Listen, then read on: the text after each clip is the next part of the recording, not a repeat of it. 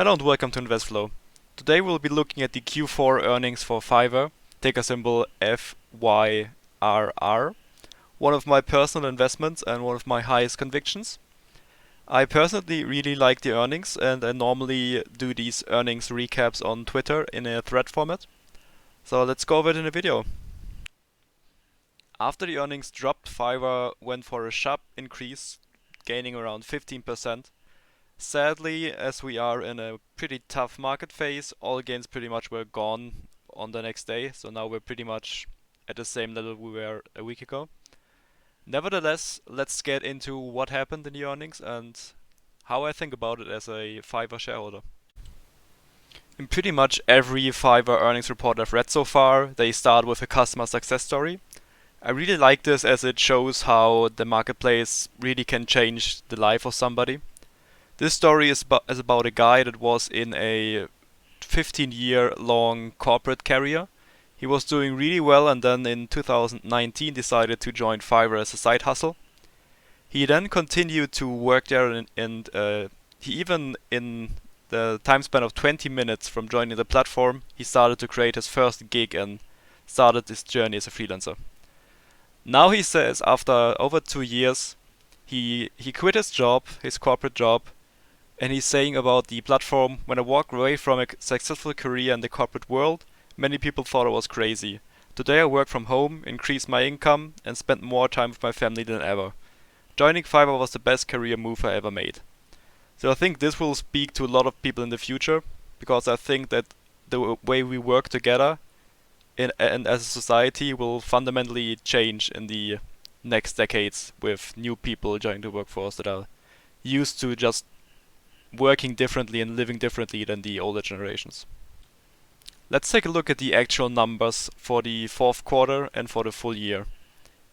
Fiverr managed to have some continued strong growth, growing revenues in Q4 by 43%.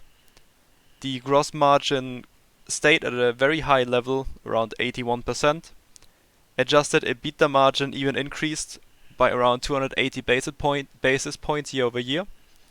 Now coming to the key performance indexes, the KPIs, we can see that all of those had continued strong growth with active buyers increasing 23%, spend per buyer increasing 18%, and the take rates, the industry leading take rate increasing by another 210 basis points to an astounding 29.2%. So yeah, I'm really liking these numbers we're seeing here. Also keep in mind that these numbers are on top of some hypergrowth numbers they experienced in 2020 and yeah, which makes them even more impressive in my opinion. Some of the highlights for the fourth quarter were the launch of Fiverr Inspire, which is a brand new personalized browsing experience for buyers to find freelancers by looking through their old posts and deliveries. We will go into more detail into that later.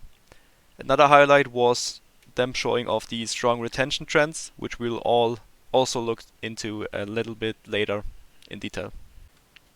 Fiverr also included a guidance leading with around 25 to 27% growth for the next full year, with the adjusted EBITDA increasing by around 50% to between 27 and 33 million. Before I continue with the video, I would kindly ask you to thumbs up the video and subscribe to the channel. I would also appreciate if you could leave some comments talking about how you find Fiverr as a company and in general how you like this new video format.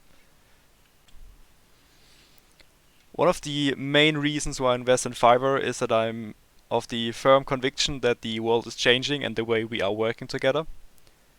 In the report they mentioned that the old generation used to count the job tenure they had in decades, but now a new data showed that in Silicon Valley, new software developers or engineers stay only for 2.7 years in their first job, with the jobs afterwards being even shorter.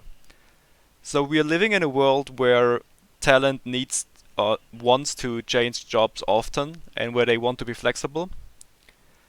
Fiverr believes that businesses need to adapt quickly to the new generation of talent because they want the talent to work there. And they think that building a 360-degree talent cloud solution for all businesses of all sizes will be the key to that. And exactly that's the value proposition that the Talent Cloud solution, which Fiverr calls their platform here, will be. And they also compare with a cloud solution, cloud computing solution, because it's anywhere and anytime accessible, it's affordable, and it can be quickly scaled up.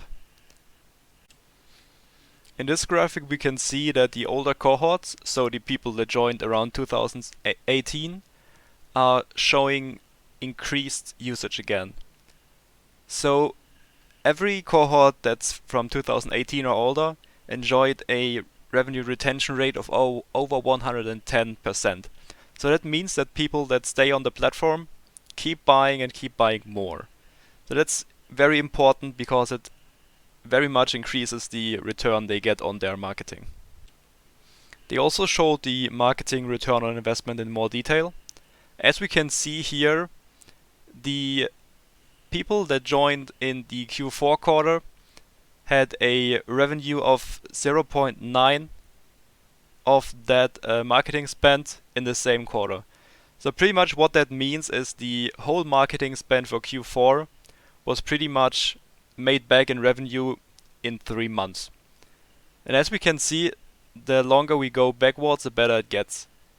The customers that joined in, or the marketing spend they had in Q1 2017 has a 4.8x on the marketing spend they did in revenue. So this shows how effective the marketing is. And yeah, really important, especially in combination with the cohort chart we had on the last slide. They also started to go back into other forms of marketing with the world opening up. They started to advertise on billboards to capture new audiences that are normally maybe not as digitalized already. A big part of the customer base on Fiverr are big spenders. And these big spenders are getting bigger. We can see on the buyers that the buyers with buyer spend of around $100 are growing pretty slowly compared to all the bigger buyers. And we can actually see a nice staircase here with the buyer spending more than $10,000 every year growing the fastest. We can see the same trend happening with sellers, even though on a less extreme level, with the over 10k sellers having the highest proportional growth. With that, the high value buyers, so that means every buyer that spends more than $500 per year, so all of these and all of these represent around 33% of the marketplace revenue. And this will keep going up, seeing these growth trends here. So the long-term growth direction for Fiverr, in my opinion, is keeping these big customers and increasing the business with them especially. And also converting smaller customers into bigger customers pretty much. With the amount of big buyers increasing fast in the on the Fiverr platform, they are of course looking to remove friction, especially for these big customers. Historically, a gig delivery took around 2 to 3 days, which should be shorter, so they are looking to get contracts to be more sophisticated. This means pushing features like the subscription and the milestones better, because subscriptions, like in every business, is the holy grail of selling stuff. And on Fiverr this also applies, because if you buy something once, a service once, that's great, but if you buy it like 12 times a year, like every month, you can get a great relationship between the buyer and the seller and get the whole thing to the next level. So that's what they are trying to do by removing friction. They're also looking to provide tools to help accommodate buyers, even if they don't have a precise scope in mind or a budget in mind for their project. So yeah, they're looking to make the whole experience have less friction and be a better user experience. Fiverr also talked about trends that they are seeing, and to nobody's surprise, the trends that were strong during the peak of the pandemic are still doing strong. So things like 3D related modeling, art and stuff like that, especially now in combination with crypto and NFT and the whole success of Roblox and the metaverse, are driving huge growth in those areas. The other winners of the pandemic, like e-commerce, like illustrations and things like that, are also doing strongly. Fiverr also improved on the expansion of the Fiverr Choice program, where selected high quality sellers are promoted with a new category. And with these choice sellers, they noticed a repeat purchasing rate of 20% above the normal customer. So what they are looking to do is to increase the number of people on Fiverr Choice to get a better experience for everybody once again. In light of the whole getting the user experience to be better, we are also having discovery features like Fiverr Inspire. With Fiverr Inspire, they added a new and personalized browsing experience where buyers can discover sellers by looking through their old projects on the platform. Fiverr can do that because 100% of the workflow between buyers and sellers, even the final deliveries, happen on the marketplace. So that means that they have all the data, and with the data comes the ability to do good things with it, like discovery features. So getting an algorithm to match buyers and sellers better to increase the spend. So yeah, they think that freelancers on the marketplace compete based on the quality of their work, and this will only increase with better matching between the buyers and the sellers. What I also noticed with the Fiverr Inspire feature is that people stay on the app longer than before, even if they are not intending to buy. They're just spending time browsing through the different entries in the Inspire feature. And it's a great thing because time spent on an app or like on a platform is also very important and helps creating a relationship between the customer and the platform. So I love to see that. I can't stress enough how important I find localization. Fiverr is doing a great job at making the platform more international. In the last quarter, they talked about doing translation with AI to get a better localized experience. They now talked about the localized search and success they had with it on the German side. And they noticed that more than half of the new buyers in Germany came from the localized German website. So improving the experience is vital in my opinion to have a good international expansion. Because especially if you aim to also capture the older generation as potential sellers or buyers on the platform, you really have to speak the language, because nowadays, at least for the younger generations, it's pretty normal to do most things in English. At least that's my experience. But it's not for everybody, and with localization comes a better international footprint in my opinion. Let's take another look at the KPIs. We can see that all of them are improving. Active buyers are still improving, spend per buyer still is improving, and especially the take rate is still improving. I mentioned the software part earlier. On the take rate, they mentioned the increase in our take rate was driven by the 50 basis points increase in service fees during 2021, continued growth of back office software subscriptions, e-learning courses, content marketing subscriptions, and creative talent platform. So that's what I mean. They are adding new features to their website, to their marketplace, like new software solutions that they are offering to the freelancers.